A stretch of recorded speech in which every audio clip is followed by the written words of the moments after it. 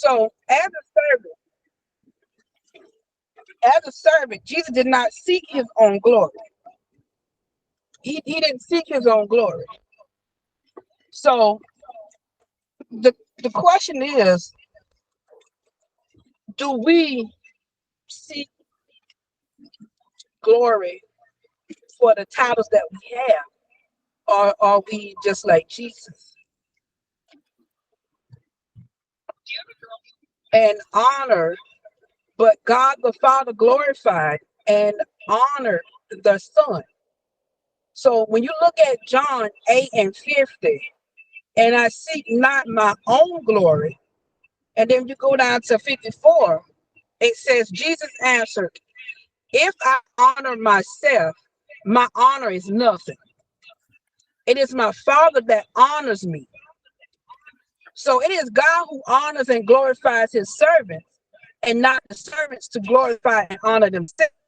So when we're looking at John 12 and 26, and it says that if any man serve me, let him follow me.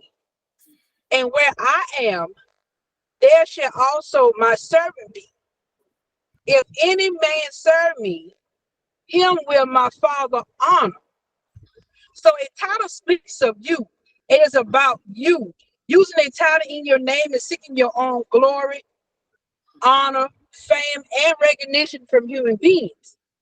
So we know that John 7 and 18 says, he who speaks of himself seeks his own glory, but he who seeks the glory of the one who sent him is true, and unrighteousness is in him. So we know that we know that there are different titles. There's bishops, there's prophets, there's apostles, there's teachers. But the thing is, are we letting the title make us or break us? Because you can't greet certain people without calling them apostle such and such, or bishop so and so, or prophet so and so. But if you're not, and my thing is this, if you're not in the pulpit or in the church setting, why should I have to call you apostle such and such when that's not your government name? I can understand, I can be respectful and call you by your first name still. That's a servant, that's someone who's glorifying their own self. If you ever out and you meet one of these renowned prophets or apostle, you be like, "How you doing?" "Yeah, my name is Prophet such and such, or Apostle such and such." But that's not what I asked you. I asked you how you're doing. So right now, you're making a choice where you're letting the title make you, or you can let it break you. The choice is yours. So, and with them doing that, they do not give them a servant. Do not give themselves. A true servant, of God does not seek honor, glory, fame, or recognition. It is Jesus Christ who honors and glorifies them. So they do not give themselves titles in their name for the honor and glory to go to their master, Jesus Christ, not to themselves. So they do not speak of their own or draw fame, attention, and recognition to themselves, but they draw all the glory to Jesus Christ.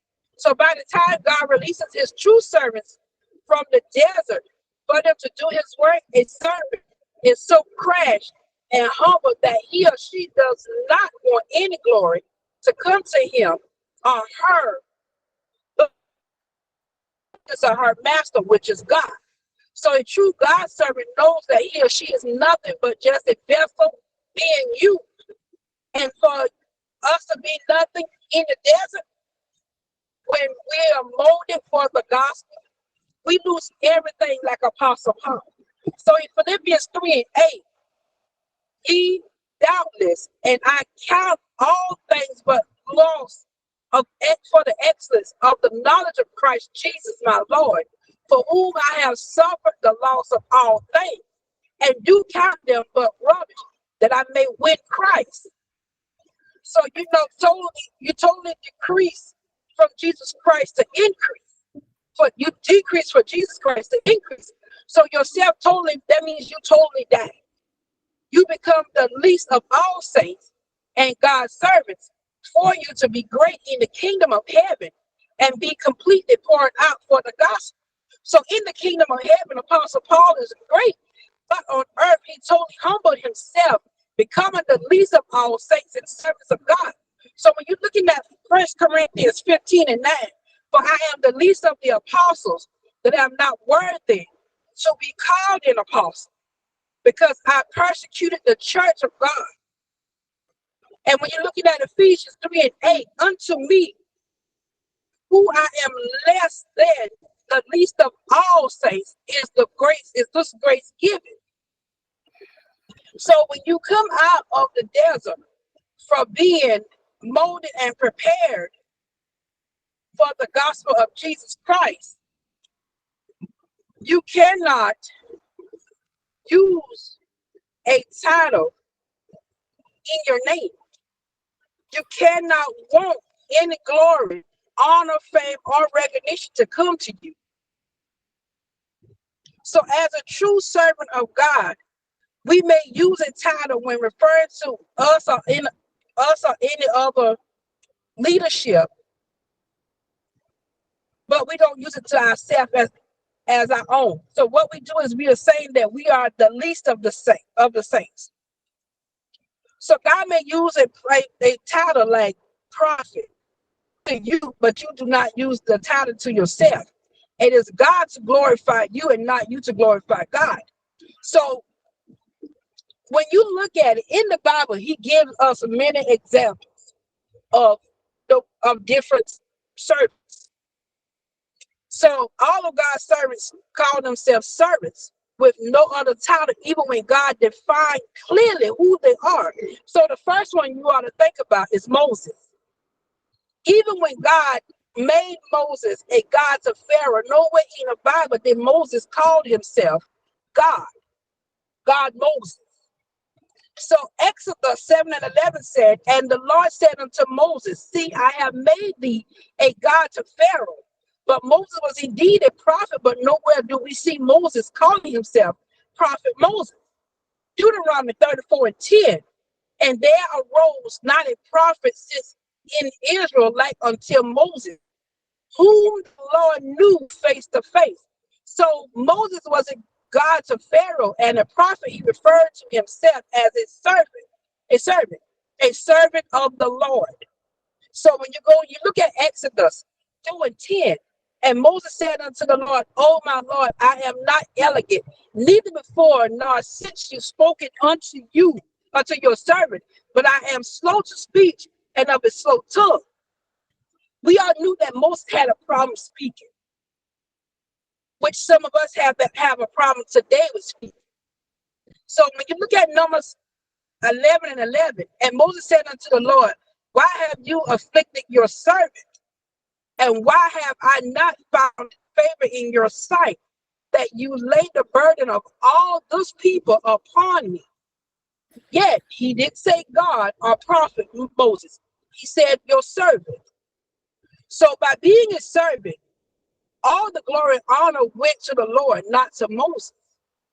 And this made people fear the Lord and believe in him.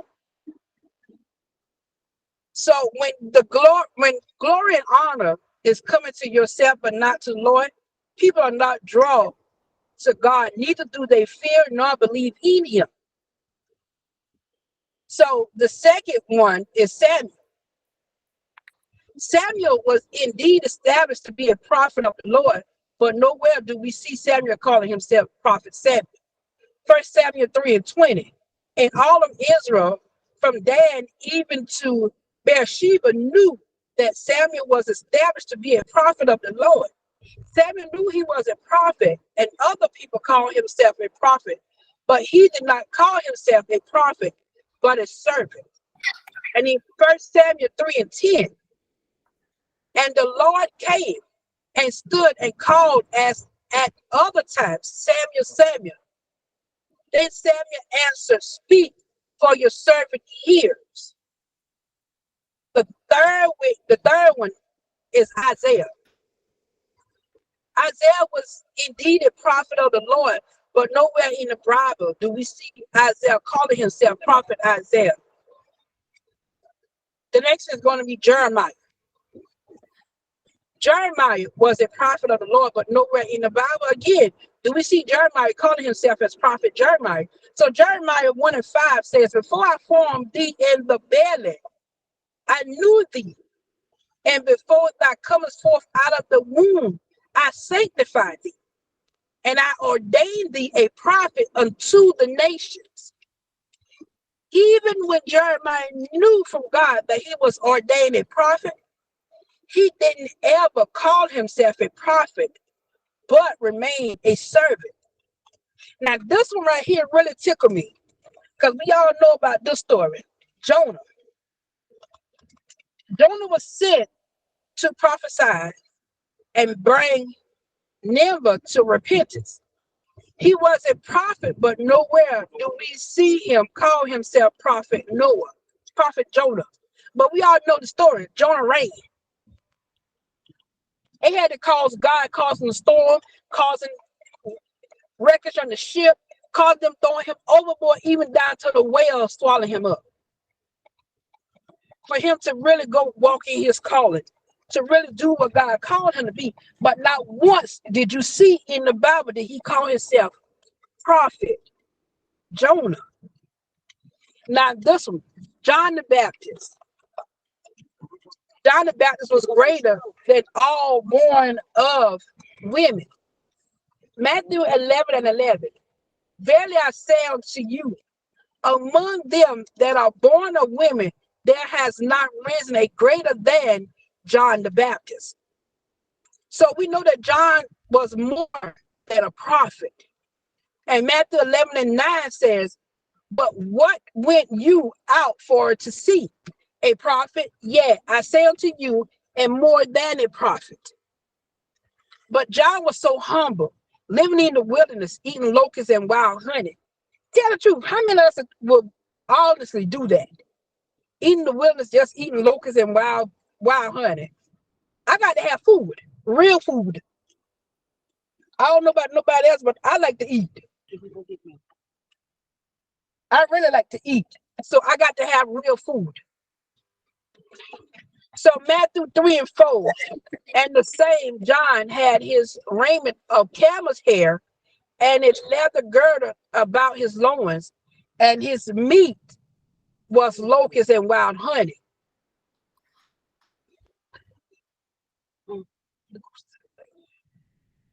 11:8. But what went you out for to see? A man clothed in soft raiment. Behold, they that wear soft clothing are in kings' houses. When asked who was he said in John 1:19-23. And this is the record of John when the Jews sent priests and Levites from Jerusalem to ask him, who are you? And he confessed and denied not, but confessed, I am not the Christ. And they asked him, what then? Are you Elias? And he said, I am not. Are you that prophet? And he answered, no. Then said they unto him, who are you, that we may give an answer to them that sent us? What say of you of yourself? He said, I am the voice of one crying in the wilderness, make straight way of the Lord, as said the prophet Isaiah. So we see that John did not even give himself a title to define himself, saying who he was, neither did he say he was a prophet. Yet he was more than a prophet. He said he is a voice. Being a voice means he's just a vessel conveying the voice, thus a servant. Then you have John. Through John, we received the revelation of Jesus Christ. The book of Revelation by John did not call himself a prophet, nor elevated himself. Instead, he calls himself a servant. Revelation 1:1. The revelation of Jesus Christ, which God gave unto him to show unto his servants things which must shortly come to pass. And he sent and signified it by his angel unto his servant John. Even angels call themselves servants. Revelation 19:10. I fell at his feet to worship him. And he said unto me, see thou do it not. I am thy fellow servant. So the question of the day is, will I let a title make me or break me? Will I try to get the glory, or will I be the servant that God called me to be? Tasha, that's it.